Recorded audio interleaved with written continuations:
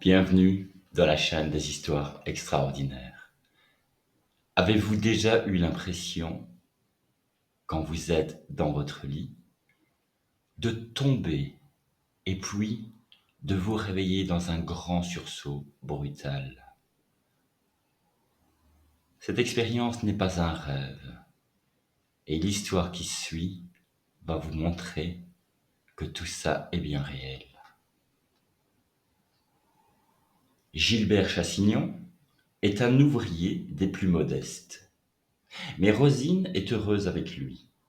Ils ont 4 enfants, 3 filles et un garçon, et elle doit parfois faire des prodiges pour arriver à équilibrer son budget. Or, des miracles, si l'on peut dire, elle va montrer qu'elle est capable d'en faire. Mais qu'est-ce qu'il peut bien fabriquer? Voilà au moins 1 heure et demie qu'il devrait être là. Gilbert revient de l'usine sur son vélo. Et bien sûr, les Chassignons n'ont pas le téléphone. À l'époque, juste avant la guerre, cela n'a rien d'étonnant. Alors, en cas de problème, impossible de prévenir. À moins qu'un voisin, rencontré par hasard, ne puisse faire la commission. Rosine se dit, peut-être bien qu'il a crevé un pneu, évidemment le temps de réparer, à condition de trouver ce qu'il faut. Ou bien, s'il n'a pas pu réparer, le temps de revenir à pied. 10 kilomètres, ça fait pratiquement 2 heures de marche. Avec ce temps de cochon, sous la pluie, pourvu qu'il n'ait pas pu prendre froid. Un quart d'heure plus tard, Rosine se remet à agiter des pensées sinistres. Et si il avait eu un accident? Si une voiture l'avait renversé? Comme Raoul Gibault l'année dernière? Ou s'il était blessé, s'il était tombé dans le fossé, à moins qu'il n'ait eu une crise, comme ça lui est déjà arrivé. Rosine irait bien demander à Evelyne, son aînée, de prendre sa bicyclette et d'aller jusqu'à l'usine à la rencontre de son père. Mais elle ne peut s'y résoudre. Déjà qu'elle est à moitié morte d'angoisse pour Gilbert, si Evelyne s'absente, elle aussi, ce sera pire. Rosine se sent mal. Soudain, comme une gigantesque poussée de migraine, elle a juste le temps de murmurer « Ah bien, qu'est-ce qu'il m'arrive ?» Et elle s'écroule.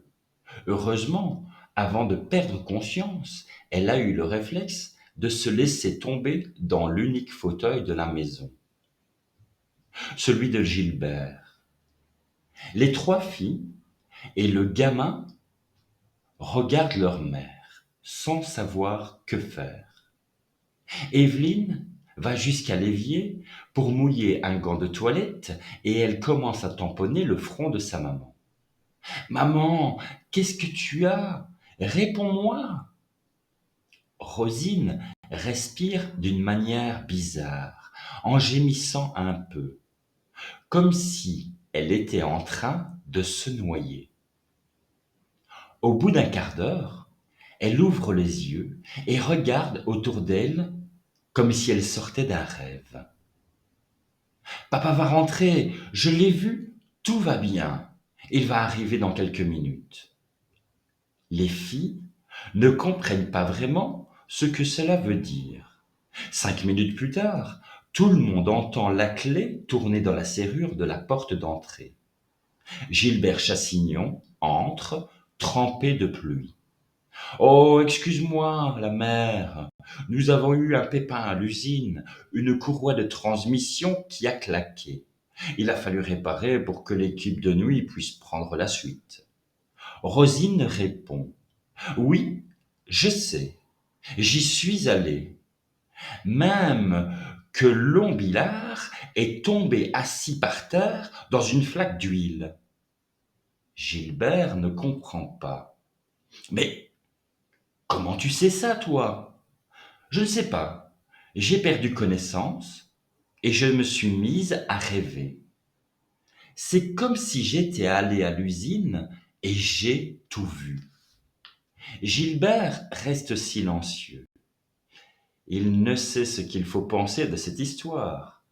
D'autant plus que, dans les jours qui suivent, Rosine s'évanouit à nouveau. Et à chaque fois, elle revient à elle pour annoncer qu'elle est allée quelque part, dans un lieu éloigné, et qu'elle a assisté à une scène inattendue. Et à chaque fois, vérification faite, il s'avère que Rosine a bien vu ce qui s'était passé loin de chez elle, parfois à plus de 150 kilomètres. Gilbert intervient. On va aller voir le docteur Marolles.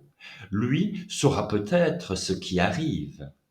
J'aimerais pas trop que tu deviennes folle, la mère. Le docteur Marolles examine Rosine et lui pose de multiples questions sur elle, sur son enfance, sur sa famille, sur ses croyances religieuses. Puis, il dit: il semblerait que votre épouse, mon bon Chassignon, soit dotée de pouvoirs psychiques hors du commun.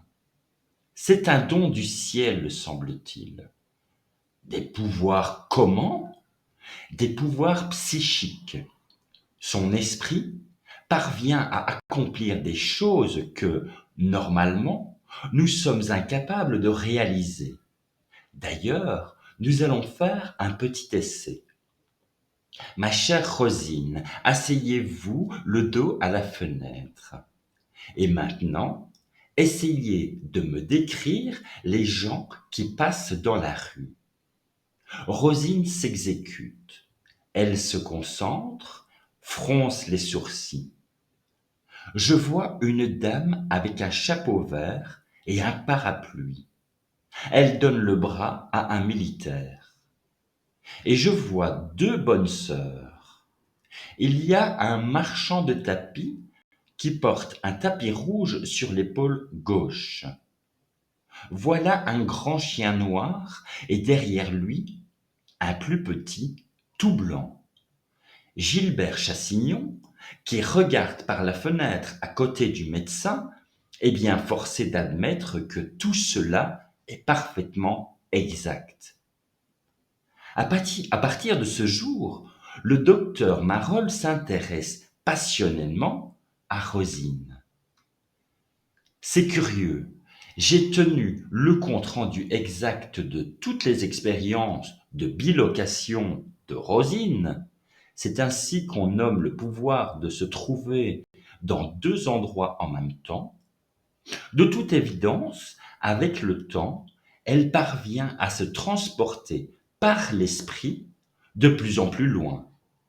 Rendez-vous compte, la semaine dernière, elle s'est retrouvée au Canada. Oui, mais elle m'a dit qu'elle était très fatiguée en rentrant. Elle préfère nettement rester de ce côté de l'océan. Désormais, la vie des Chassignons est complètement bouleversée. Tous les jours, le facteur dépose chez eux un très nombreux courrier.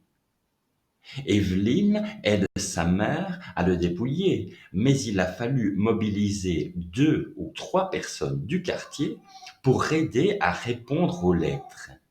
Et tout ça coûte cher. Il faut payer le papier, les enveloppes, l'encre et surtout les timbres. Heureusement que quelques dames aisées de la commune pourvoient à ces frais, car Rosine ne veut rien demander en paiement de ses services. On ne vend pas un don de Dieu. Aujourd'hui, Rosine a reçu une demande concernant un homme qui habite dans le Midi et qui ne donne plus de ses nouvelles depuis longtemps. On lui a remis un morceau de papier avec le nom et l'adresse de cette personne. Rosine se concentre. Puis, elle entre en transe. À présent, elle n'a plus besoin de s'écrouler dans un fauteuil. On la voit qui commence à mimer son voyage, comme si elle se rendait à pied à l'adresse indiquée. Ses bras se balancent dans le vide comme ceux de quelqu'un qui marche d'un bon pas. Les témoins qui se pressent dans la salle à manger des Chassignons commentent. Regardez, elle s'arrête. On dirait qu'elle tire une sonnette. Elle dit bonjour à quelqu'un. Regardez, qu'est-ce qu'elle fait? On dirait qu'elle ausculte quelqu'un, comme le docteur Marolles. Et là, qu'est-ce qui lui arrive? Elle marche un peu tordue, avec la tête de travers. La personne qui a demandé à Rosine de faire ce voyage s'écrie: Ah oui, c'est bien lui. C'est tout à fait la manière de se tenir de mon cousin Philippon. Regardez, qu'est-ce qu'elle fait? Elle conduit une voiture. Rosine vient de porter ses mains à sa tête comme si elle était sous le coup d'une terreur soudaine.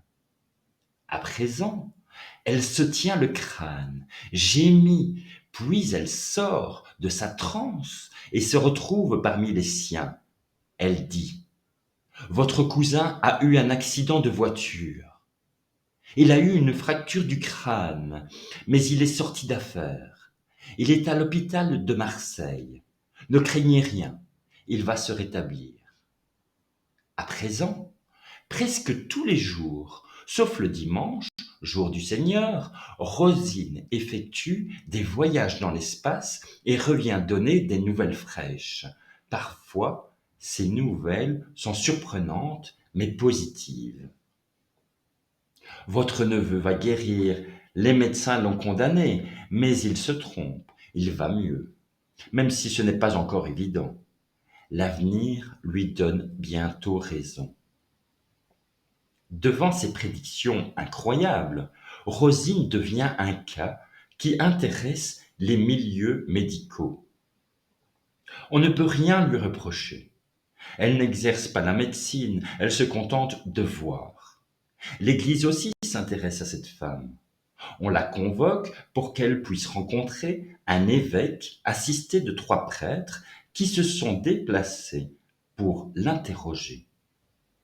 Rosine ne fait aucune difficulté pour leur répondre, et un des évêques demande: Pourriez-vous rendre visite par l'esprit au train très Saint-Père? Rosine accepte de se transporter par l'esprit auprès du pape. À l'époque, il s'agit de Pie XII. Quand elle revient, elle annonce: Le pape a des problèmes intestinaux. Il faut surveiller ça de près.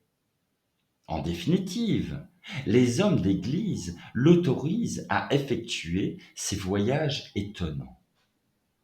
Elle ne fait de mal à personne et ne semble utiliser aucun procédé magique ni diabolique.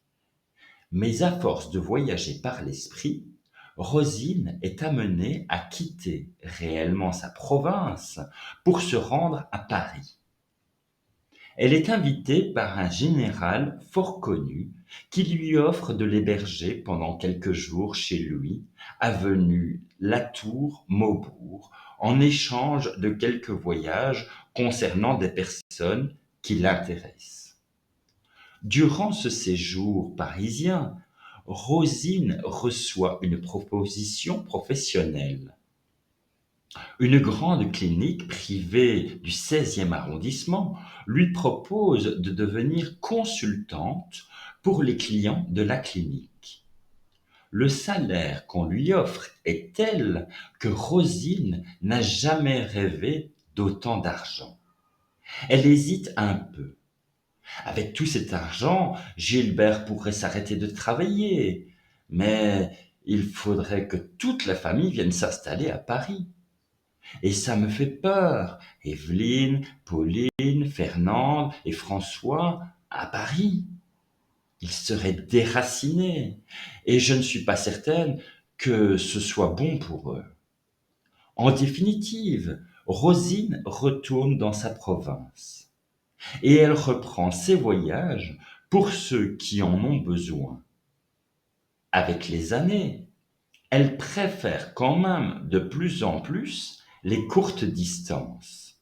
On lui dit que les personnes qu'elle visite éprouvent souvent, au moment où elle est près d'eux, un sentiment de gêne suivi d'une sensation de soulagement. Sauf Madame Letilleux.